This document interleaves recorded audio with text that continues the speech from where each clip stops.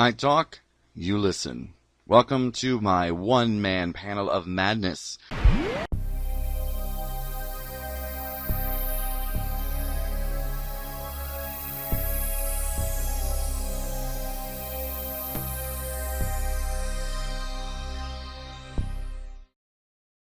Hi everyone, welcome back to another segment of my rambles. This is Dr. Geo Who, and today, although a bit late, I wanted to talk about the Oscars, of course, because they were kind of fun. And we have another episode of Doctor Who to talk about as well. And also Gallifrey One, which is coming up this weekend. And Gallifrey One is one of the best conventions here in America. I think it's the oldest. I don't know. I should do my homework before I record. But anyways, all right, let's talk about the Oscars first. And one of the best things about the Oscars was, obviously, Joaquin Phoenix winning, Best Actor for his portrayal of Joker. And that now makes it twice that an actor has been nominated and won for playing the character of the Joker. Obviously, Heath Ledger, was the first to win. Unfortunately, he did not live to see his winning the Oscar for Best Picture, but Joaquin Phoenix has, and I believe he's also won a BAFTA and a truckload of awards because he was really good. And not only was he good, but that movie really freaks me out because it has such a realistic tone to it. Even though it's a comic book movie, it just has a lot of, I don't know, like he freaks me out. His portrayal of the Joker scares me more than any of the other portrayals.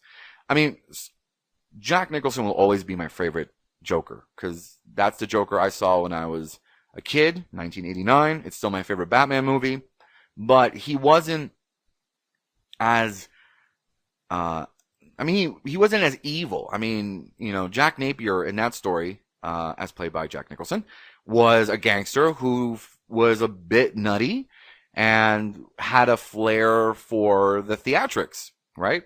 Then Heath Ledger, of course, he was more sadistic, right? Which I liked, but I kind of didn't like at the same time. And then you had this Joker, who was it was a mental case. This portrayal was more mental than it was diabolical or evil or some kind of master plan. It literally was a person who had mental health issues and just had enough. So there was a realistic tone to it. So I think for me, that's why he won. But it was a great performance. But the Oscars were kind of fun. Again, this Oscars did not have a host like it has in previous years, something that Steve Martin and Chris Rock both, kind of made fun of, that there are no hosts. There were previous hosts. But I liked it. In general, even though the numbers for the Oscars was really lower than even last year, the opening was really good. I think it kind of moved pretty well.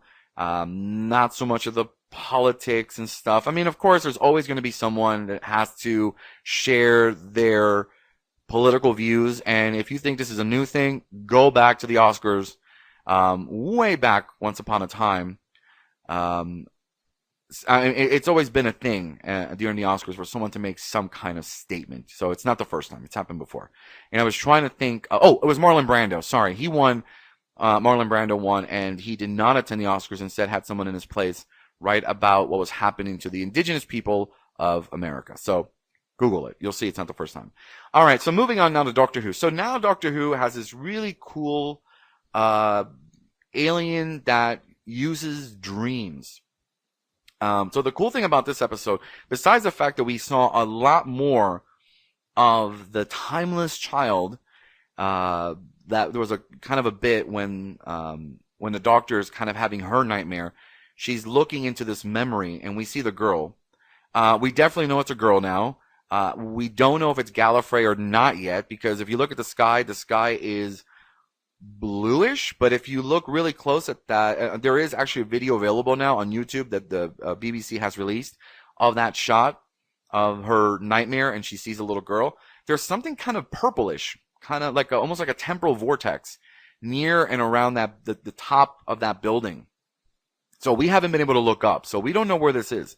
It may be Gallifrey from long time ago, but the one thing I got a lot from this episode is that I really do feel now I don't want to say with 100% certainty because it is Doctor Who after all, that we are going to lose either one or all the companions. When we start going and putting so much attention on them, it's kind of like Chris is trying to tell us, we're investing time in their backstories. I really did enjoy that Yaz had a bit of sort of a mental health issue, and this one cop helped her.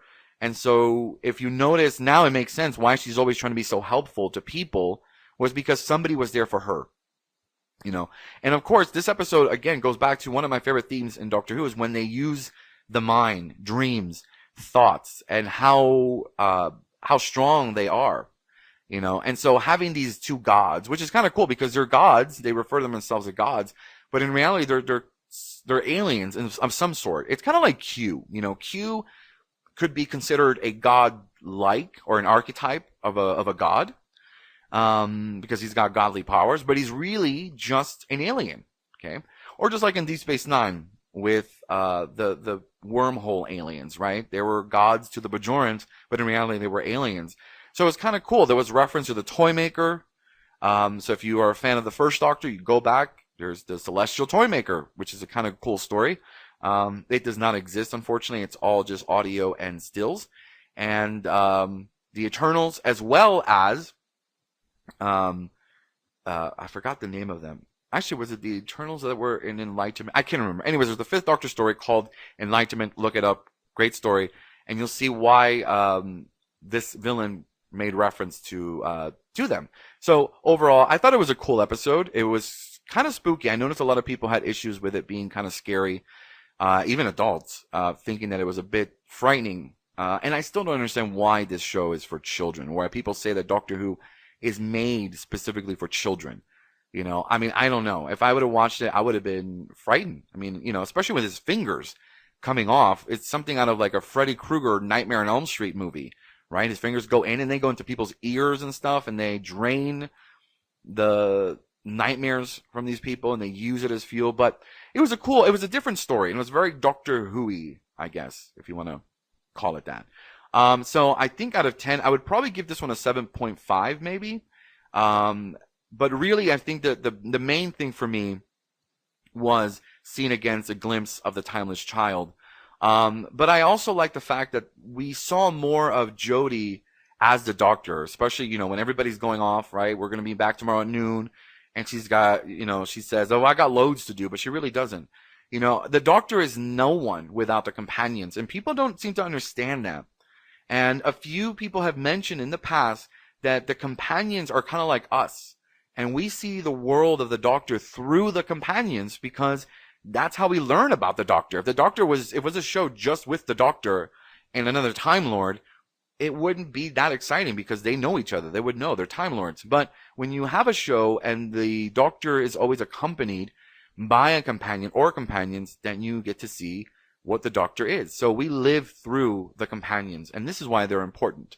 Speaking of that, let's go and talk about Gallifrey One. So Gallifrey One is celebrating its 31st annual celebration of all things Doctor Who. But not just Doctor Who anymore. They've also included a few things, like we do have some guests from Star Trek. I believe we have some people from Enterprise, from Deep Space Nine. So it's going to be cool to see, that's why I like. It's mostly Doctor Who, but it's good to have a few things, to also add to it. I know last year there was a there was a Babylon 5. Yes, I'm excited. That's why my brain's not working 100%. Usually the week leaning into Gallifrey One, which for me, as this day recording this, is about 2 days away. I'm like thinking about cosplay, meeting the actors and meeting friends that I haven't seen for a while. So yes, my brain is wibbly wobbly. But yeah, there was a Babylon 5 anniversary guest that came last year, which was kind of cool. So every year is different. And really the great thing about this convention, it's not like any other convention you experience because it's hard to explain. Most people, you'll either go for the cosplay, some people will go for the celebrities, the toys. This one it has all that, but it's also, I mean, the Marriott gets taken over by everyone. I mean, everything from the lobby going through everything. The hotel literally gets taken over, and the convention doesn't just end at 6 p.m. It keeps going. There's karaoke that goes on all night, sometimes till about 6 in the morning. And there's usually different little parties throughout the weekend that people go to. It opens up with its annual ice cream social, which is kind of cool. So there's a lot of stuff that goes on. Ribbons. I'm very happy to say I've made my own Doctor Who ribbon with a quote from Fires of Pompeii, which is modern art, as spoken by Caecilius, played by Peter Capaldi. And so ribbons is a whole other show because you'd have to explain. But these ribbons are just these little sort of satin ribbons that have phrases, images from Doctor Who or from anything really nowadays. And so people go around sharing these. And so you swap them out. So you trade them. And it's become a major thing at this convention where people literally try to collect as many as they can. And you roll them up on your convention badge. So every year you come up with a new idea, a new quote, or something you want to do. And so mine this year was to hand make them. Instead of buying them, I made them myself with canvas, and I put a little picture of the TARDIS, and it says modern art because I thought it's cool. It's canvas, right? So it's like art, canvas. Anyways, so yes, it's exciting, it's fun. So if you ever get a chance and you're over on the West Coast, check it out. But actually, we have people that come from all over the world to go to this convention. And after 31 years, it is still the longest running convention. It is a smaller convention. They usually cap it at about 5,000, 4,000 people or attendees. So it's not like Comic-Con with the, tens of thousands of people, which is nice because again, it's more personal. Yeah, it's a great time. So I'm really excited for that. And I think that's all I have to say for this segment of my rambles. And we might be doing some recordings live at Gallifrey One. So we'll see. I don't know. I haven't thought about it yet, but whatever. All right.